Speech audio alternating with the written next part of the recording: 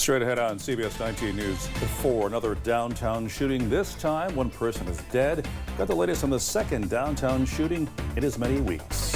And more troubling items found on the Homer statue on UVA Grounds. We'll have the latest on what police are saying. The CBS19 News at 4 starts right now. Live from the CBS19 News studio, this is CBS19 News at 4. Charlottesville News first.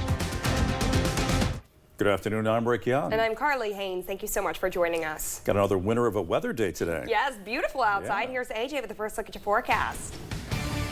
Yeah, pretty much a perfect fall day here in Central Virginia. Not a cloud in the sky, very comfortable temperatures and mostly low humidity. We haven't seen anything in humidity in quite some time. I'm perfectly fine with that. Temperatures, wow, yeah, into the mid to upper 70s. 77 currently in Charlottesville and Crozet, 75 degrees in Standardsville, 72, a popular number in Lake Monticello, Louisa, Orange, and in Mineral.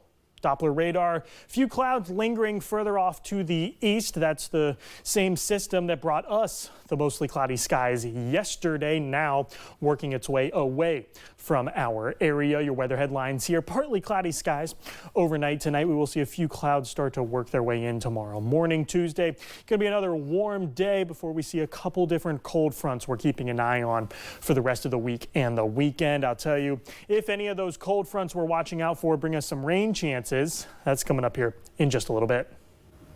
All right, thanks a lot, AJ. Another shocker for the city over the weekend, a shootout on the downtown mall again, this time 1 dead, 2 injured. CBS 19's Felicity Taylor has an update on the shooting that has Charlottesville police asking for your help. Felicity. Rick and Carly, I'm here on the downtown mall in front of Lucky Blue's bar where the shooting took place. You can see that the door has been fixed, which had shattered glass just yesterday after the shooting. Today I spoke with people on the mall and city leaders about stopping the violence. Confident that telling them that the mall is safe. There are always some people going to make some bad decisions. Those kind of bad decisions have been piling up in Charlottesville the past month.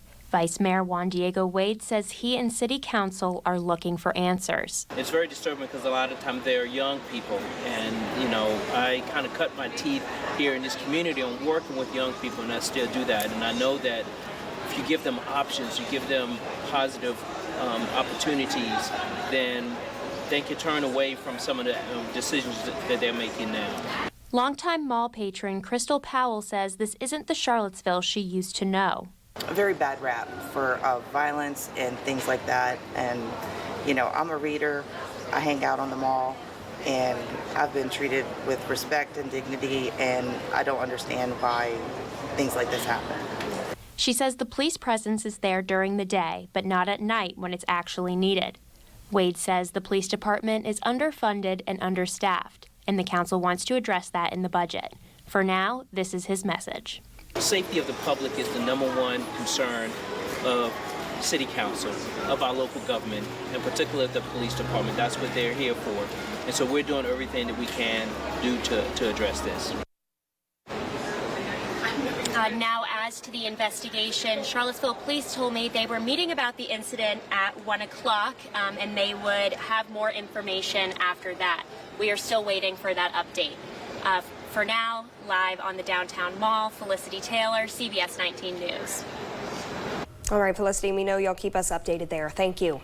3 weeks after an incident at Albemarle High School, police not giving any more information about the investigation. Today, police rejected a request for information CBS 19 News filed under the Freedom of Information Act. The letter from police says that the case involves a minor and also involves some type of sexual assault, sexual abuse, or family abuse.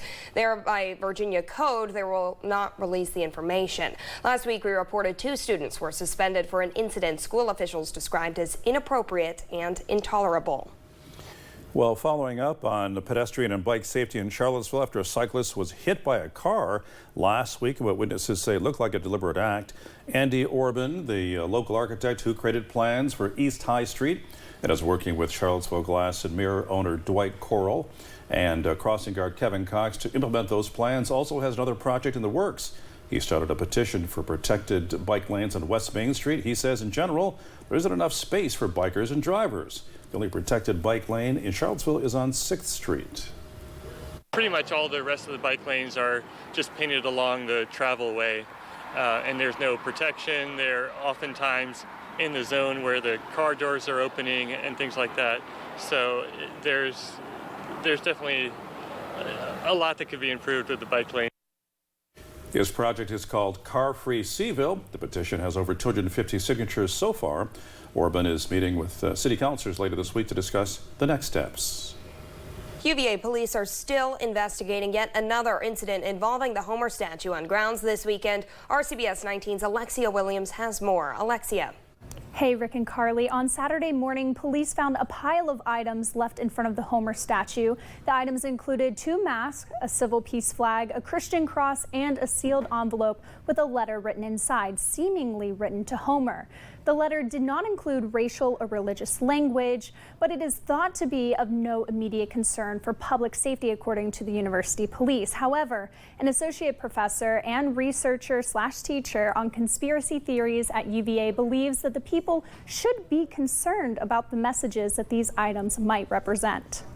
For me, I find the items left troubling because they are symbols. Some of them are symbols of other conspiracy theories, but also sort of political and ideological movements that are animated by conspiracy theories. Fountain also goes on to mention 2 conspiracy groups that he believes are represented in these items, including the Sovereign Citizen and the QAnon.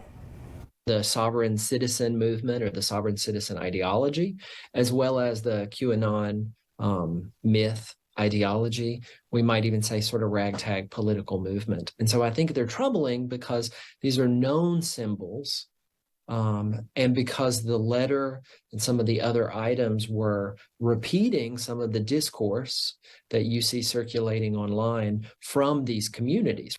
Now, the letter indicates that the Homer statue glorifies pedophilia, stating, quote, "If you live in reality, you will see an old man with a nude adolescent boy in between his legs." Now, this isn't the first incident of the semester. A noose was left on Homer's neck on September 7th. It's now classified as a hate crime. And on Thursday, a sign was left on the lawn with the title, quote, "Conspiracy Facts," where it claims that many high-profile people have had connections to Jeffrey Epstein.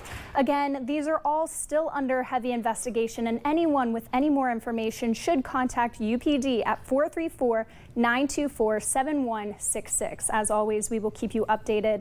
Live in the newsroom, Alexia Williams, CBS 19 News. All right, thanks, Alexia. The deadline for public comment on Governor Youngkin's proposed policies for transgender students is almost here. Wednesday is the last day you can weigh in on the Virginia Regulatory Town Hall's website. The forum will close at 11:59 p.m. Youngkin's new guidelines would require schools to disclose information about a student's sexuality or gender identity to their parents, and require students to be on sports teams or use bathrooms aligned with their biological sex, among other things. The administration is aiming to enact the new policies on Thursday.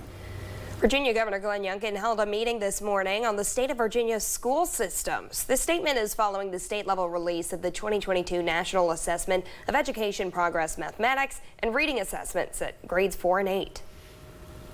I'm sorry that we're gathered here today to discuss yet another data set that over the past number of years clearly indicate that too many of Virginia's leaders did not meet that obligation to provide an excellent and an outstanding education for our children.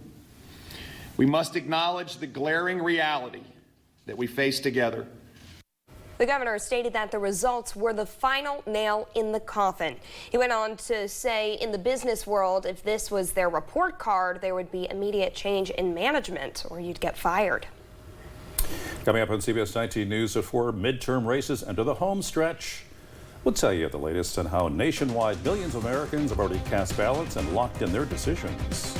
The Justice Department has charged 13 individuals who tried to unlawfully exert influence in the United States for the People's Republic of China. We have details on the case. And nationwide, police have been experiencing a series of staffing shortages since the pandemic began. What current police officers are doing to help grow their forces. That's after weather with AJ. And we've got a couple frontal systems that we're watching out for over the next couple of days. I'll tell you how that impacts our forecast this week. It's right after this.